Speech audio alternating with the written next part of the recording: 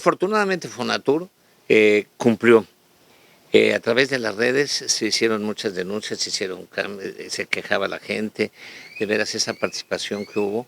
Y después ya nos explicó, ese se te entrega a Fonatur, Fonatur hace los estudios de las fallas geológicas, que siguen haciéndolas, pero nos prometió que se agilizaría el tráfico que se estaba causando en esta carretera de Cancún a Playa del Carmen. Y lo hicieron este fin de semana, así que se agilizó a través de las acciones en beneficio de nuestro Estado. Eso es muy importante. Pero hay algo muy interesante. Estamos usando bien las energías renovables.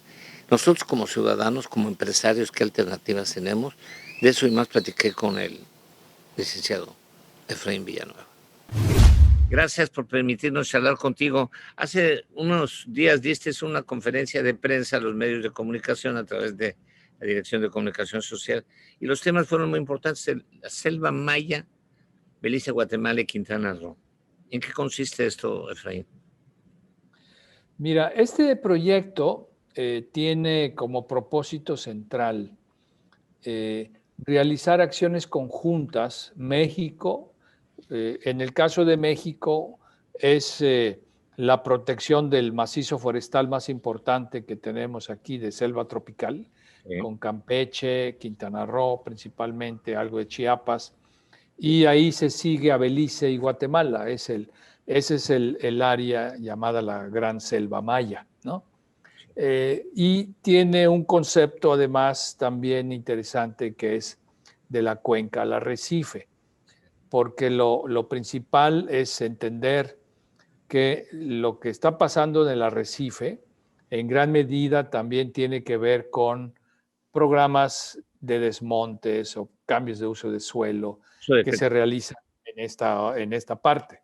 Sí. Entonces hay que verlo de una manera integral, entender la conectividad que hay entre los ecosistemas, desde la selva alta con lo que va caminando hasta los humedales y ya el arrecife, ¿no? Entonces, el concepto de selva maya lo que busca justamente es eso: cómo lograr proteger los ecosistemas a través de un aprovechamiento sustentable y un aprovechamiento adecuado. Entonces, ese es el gran concepto de selva maya, ¿no?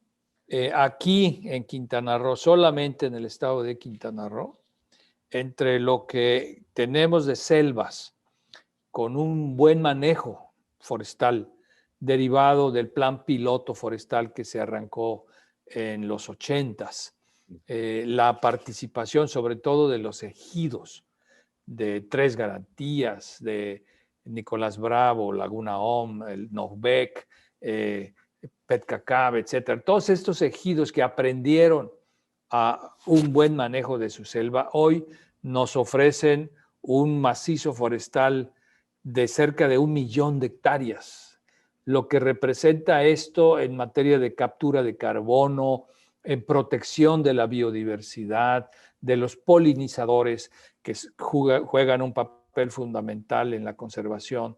Pues creo que este es el gran concepto, Oscar, que nos interesa mucho impulsar.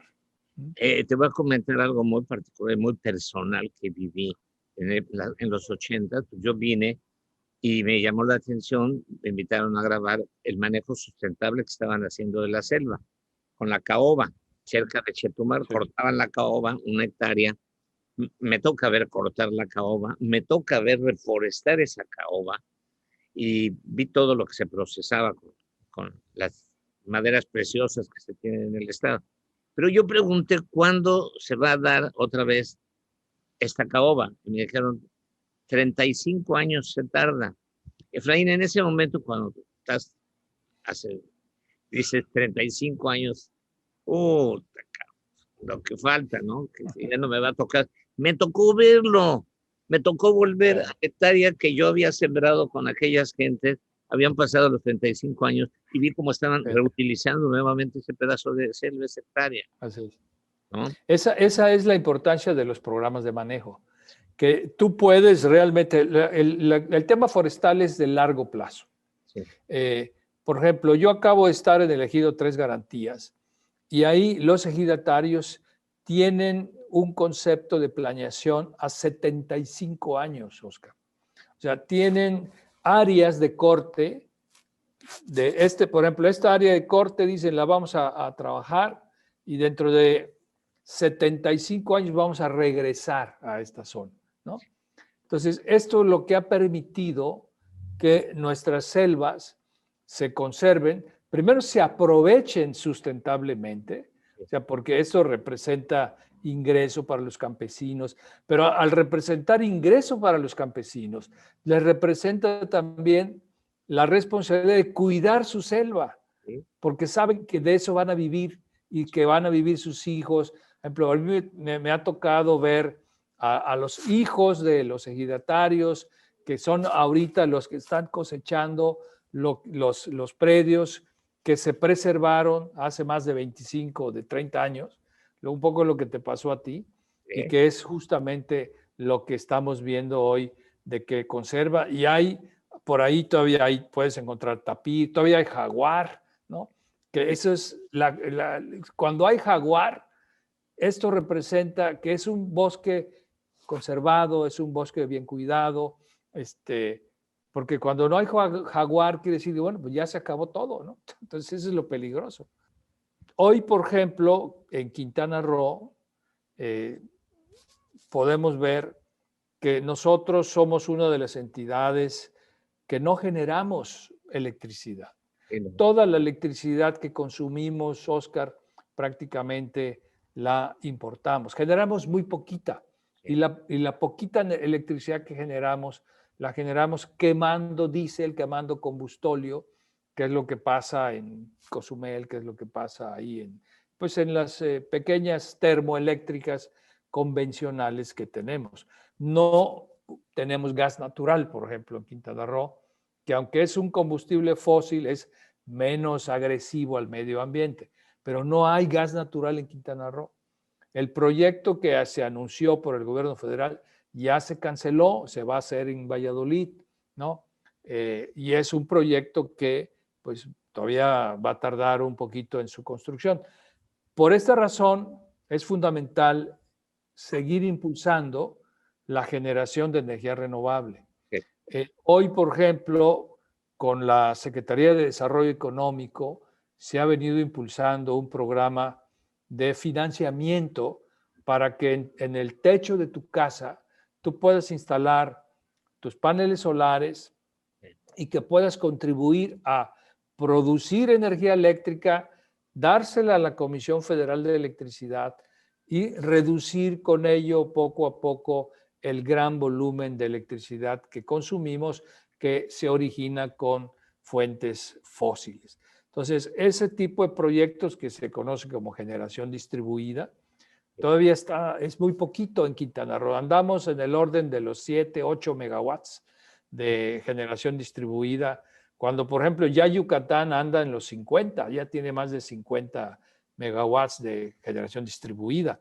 Entonces, tenemos que impulsar este tipo de proyectos aquí en el estado y también proyectos de mayor escala.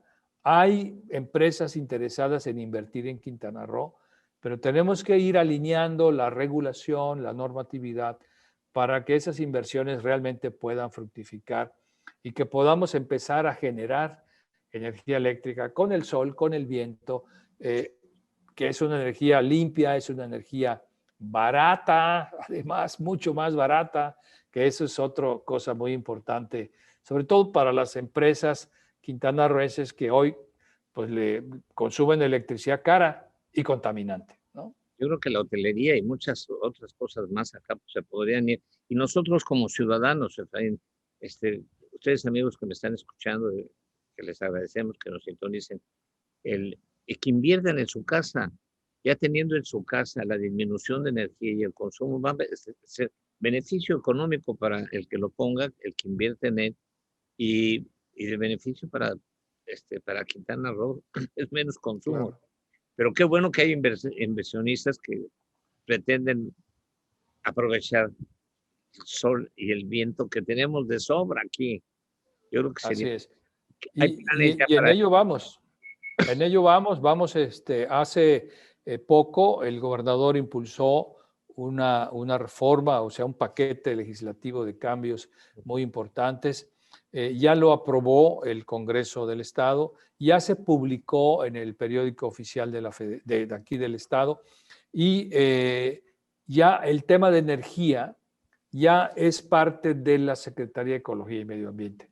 De manera que ahora el tema de cambio climático con el tema de impulso de las energías renovables va a estar en esta oficina, Oscar.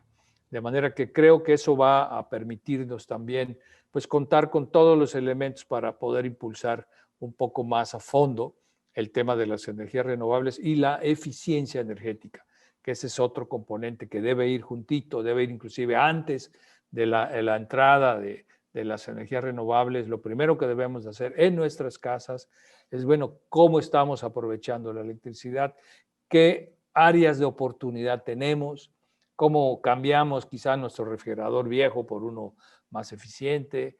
En fin, hay muchas áreas de oportunidad en el tema de eficiencia energética que si lo acompañamos con inversiones en energía renovable va a ser muy importante.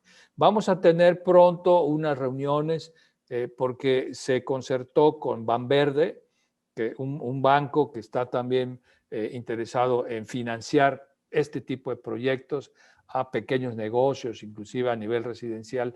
Yo creo que eso puede ser una buena noticia para quien desee hacer la inversión y que todavía vea, bueno, pues está muy caro. Bueno, hoy hay ya oportunidades también de financiamiento que las vamos a ir, y si tú me permites, más adelante yo te puedo informar ya en detalle en qué consisten estos proyectos de financiamiento para que tu gran público pues pueda saber y saber dónde tocar puertas para también acceder a financiamientos.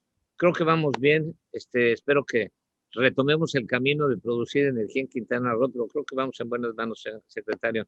Tú tienes una experiencia muy vasta en esto.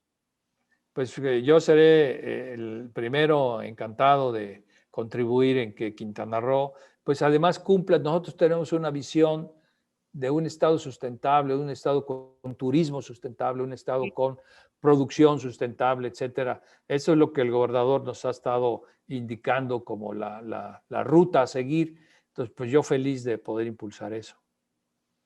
Efraín, te mando un fuerte abrazo. Igualmente, Oscar, cuídate mucho, por favor. Y tú también.